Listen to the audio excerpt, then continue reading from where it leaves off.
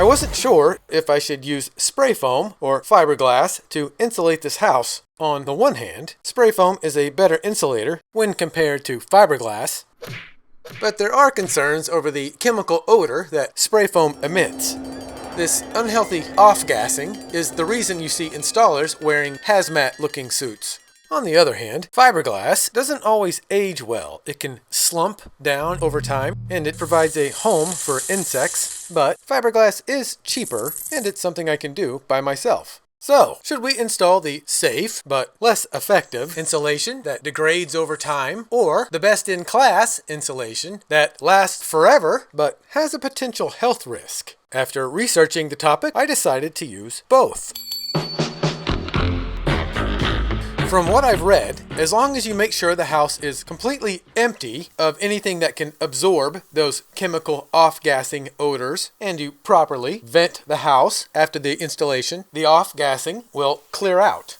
Where you start to see problems with spray foam is when your builder is in a hurry. They install drywall too quickly before the insulation has a chance to fully off-gas. This traps the odor inside the wall cavity and it soaks into the drywall, where it can cause you problems for many years. If you watched the last video, then you saw me installing this fiberglass insulation before the spray foam. That was a mistake. Fiberglass insulation can absorb and hold those off-gassing odors, so I had to pull everything out of the house and store it off-site. The reason I'm installing this fiberglass insulation twice is because I'm going to need to run electrical through these walls in a few years when I build the rest of the house. And I'm told it's nearly impossible to run electrical wire through solid spray foam. Having these two materials side by side did allow me to compare them. This is a thermal camera. The light-colored areas are hot, and I did this in the summer, so hot is bad. As you can see, spray foam insulation, with all of its potential problems, does insulate better than fiberglass. Okay, we're finally ready for drywall.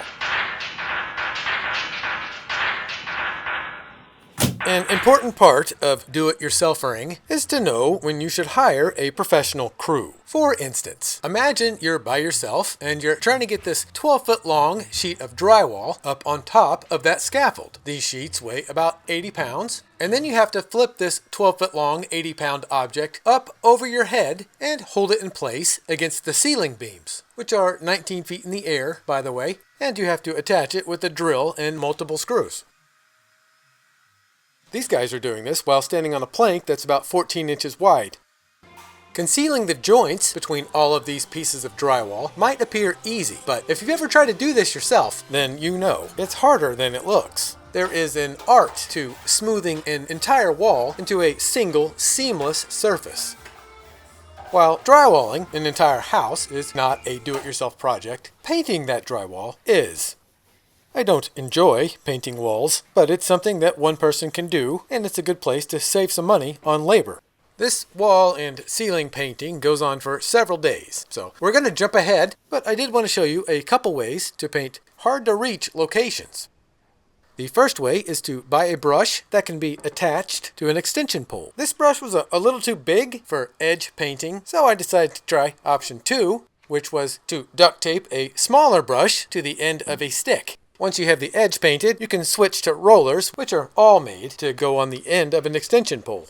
These coats of paint on the walls and ceiling are not the end of the painting that we're going to need to do. There's going to be a lot more painting after we put the wainscoting on and the trim around the windows and doors. But before I show you this next segment, I want to ask all of the professional finish carpenters to kindly leave the room.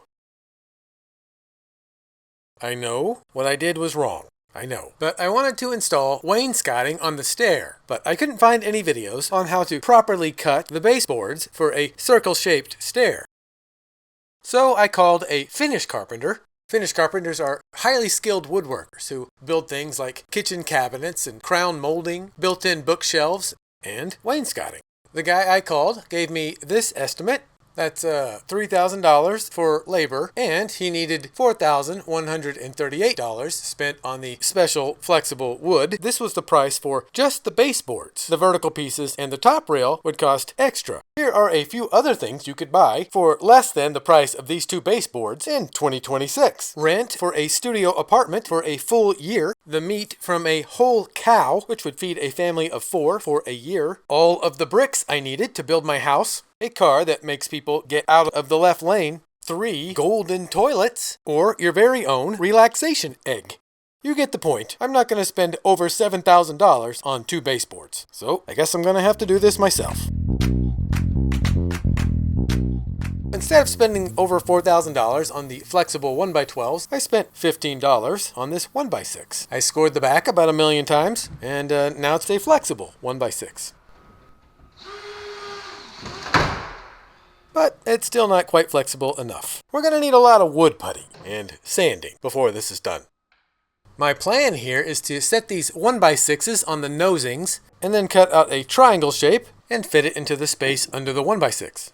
I don't think anyone's going to confuse this for the work of a finish carpenter, but it's a sturdy kick plate, and after I patch the cracks and sand it over and over and over again, it should look pretty decent. I still need to do the verticals and the top rail. A professional would calculate the angle of the top rail, dial that angle in on his sliding miter saw, and make the perfect cut. I am eyeballing the angle, and I'm cutting it over my knee with a circular saw that's had the same blade in it for about 2 years. The inside radius of the stair is a little different than the outside radius, namely that the boards wanted to spring off of the wall. Make sure you're hitting a stud and not screwing into drywall. Once everything was secured to the wall, I filled in the gaps with wood putty. This Famo wood spread pretty evenly, and it sanded down okay. I also used drywall mud. This drywall mud is too weak to use as filler, but I like it as a final coat over the wood putty because it's easier to sand smooth. The final piece of this wainscoting design is the cove trim. This is cove trim. It's too skinny to score on the back and bend, so I had to buy flexible cove trim. They sell this on Amazon. It's about $30 for an 8-foot piece. It's not cheap, but we don't need that much of it. The vertical pieces can be made from the cheaper straight wood.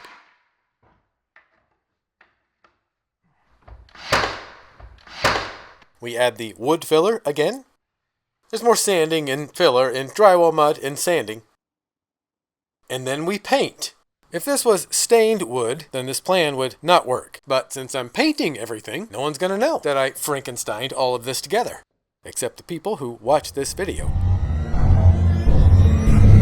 As I edit this video, the stair trim still isn't finished. I promise I'll show the final product in the next episode. But for now, we're going to move on to the living room. The living room has flat walls. That would make things a lot easier if I hadn't made the room 19 feet tall. Going up and down scaffolding doesn't take as much time as scoring the back of every board, but it'll test your physical fitness. The arched top windows need a curving trim. You can buy flexible 1x6s that bend, but they're kind of pricey. So I cut this curving shape out of extra plywood I had laying around. As you might have guessed, to make this plywood match the rest of the trim, we're going to need to sand it and then fill it with wood putty and then sand it again, then add a little caulking and drywall mud and then sand it again and then come back with a little more caulking, and then eventually, one of these days in the future, we get to paint it. So here is your hack carpenter's guide to doing trim work the hard way. Step 1. Ignore the thousands of builders that came before you. Step 2. Buy a large amount of wood putty. Step 3. Use a circular saw for every cut, everywhere. Step 4. Use the same saw blade for the entire project. Step 5. Eyeball your cuts. You can fix it with wood putty later. Step 6. Apply your first layer of wood putty. Step 7. Wait a day for the wood putty to dry. Step 8. Sand the wood putty. Step 9. Apply more wood putty because it cracked when it dried. Step 10. Wait another day. Step 11. More sanding. Step 12. Drywall mud over wood putty. Smooth over the edges of the wood putty. Wait another day. Step 14. Keep sanding. Step 15. Repeat the last 6 steps until it's finally smooth. Caulk areas that keep cracking. Wait another day. Tape edges for painting. 55. Paint with oversized brush that gets paint Step everywhere. Another day. Remove tape and see that the paint bled under the tape. Step 59. Hand paint the edges of everything again with an even smaller brush.